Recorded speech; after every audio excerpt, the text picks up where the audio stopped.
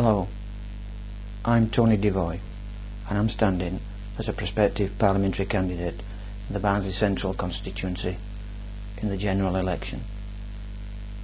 Now, you're probably thinking, why would anyone want to be an MP these days?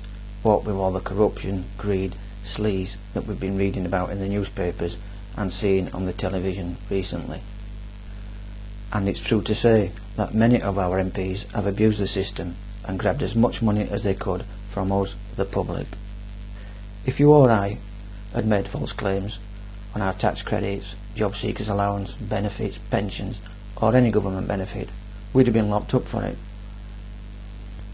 And, let's face it, a lot of those MPs deserve to be in jail for the amount of money they have stolen from us.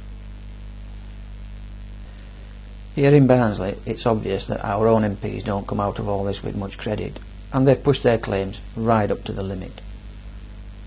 If you go online and take a look at their expenses claims, you'll see that while you were suffering real hardship, while you and your family were having to endure pay cuts, pay freezes, unemployment, very hard times, these people were filling the boots, dipping the bread in, and generally claiming as much as they possibly could.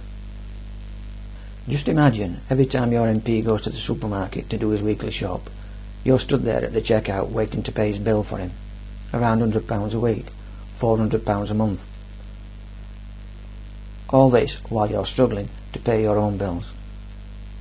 We've heard the excuses from our MPs, and all these claims may well have been perfectly legal and legitimate at the time according to the rules. But were they fair? Is it fair that a person on £64,700 a year can then go and claim upwards of another £150,000 a year to claim for anything from a bath plug to a duck house? Then there's the second home allowance. While most of his constituents were struggling to keep a roof over their head, our MP claimed £22,869 for his second home in London. What's that all about? When they are asked why they go into politics in the first place, most of our politicians reply, to make a difference in people's lives, to change their lives for the better. Now take a look at your income for the past 10 years. Look at your bank account. Think about the money that you have coming in and going out on bills and things. Then go online and take a look at your MPs and see how much money he's built up over the past 10 years. Have a look at his bank account, if he'll let you. See how much better off he is than you are. Then ask yourself, whose life has been changed for the better? Where has your MP made a difference in your life? He certainly made a big difference in his. Of course, not everything is about money.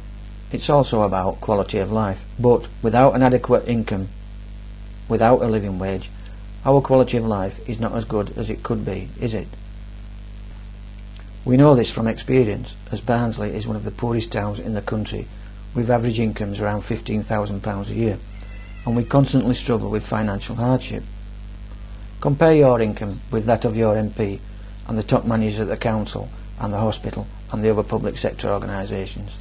Are they struggling? I'll just remind you once again of the main issue of my campaign, which is fairness, pure and simple. I'm not jealous or envious over people that have got more money than me, so long as they've earned it. Our MPs are supposed to work hard for us to make our lives better, to make a difference, remember? I want them to be paid for a job well done, but I can't see them doing a good job for the people of Barnsley right now. Can you? They are getting much more while we are getting less, and that is a fact. And I'm sure you'll agree with me. It is not fair. It is not fair that so many people in Barnsley have such a low income that they struggle daily to survive, to pay their bills, to live a decent life. It's just not fair. Is our MP working for us, or is he working for himself? Is he working for the public interest, or just working for his own self-interest? Is he making a difference to you and changing your life? Or is he just looking after number one? I'll leave you to be the judge of that. Now I'll bet you're thinking, if I vote Devoy, if I vote for you, you'll be just the same as the rest of them. Because they're all the same. They all look after number one. I'm all right, Jack. So how do you know you can trust me? How do you know that I'll be different from them? How can I make a difference? Well, I'll tell you how I can make a difference. Not all politicians are the same. £65,000 a year is a fantastic wage for people like you and me. Mind you, I'll still carry on doing the lottery. Back to that 65 grand a year. Now, who wouldn't promise you the earth to get their hands on that? To prove to you that we're not all greedy pigs with our snouts in the trough, if elected, I will do this. I am standing on a platform of fairness, equality and social justice. Therefore, I will do the job of an MP for half the salary. That's right, half of £65,000, £32,500 a year. Because I believe that £32,500 a year is also a fantastic wage, and that the majority of ordinary hard-working people in Barnsley would love to be earning that amount. Our greedy MPs and senior public sector executives on hundreds of thousands of pounds a year are far too remote from the ordinary people of Barnsley who they are supposed to represent and serve. They need to get down to our level and experience life as we live it. Then they might do a proper job of work and help to build a fairer, more equitable society. A society where we all benefit equally,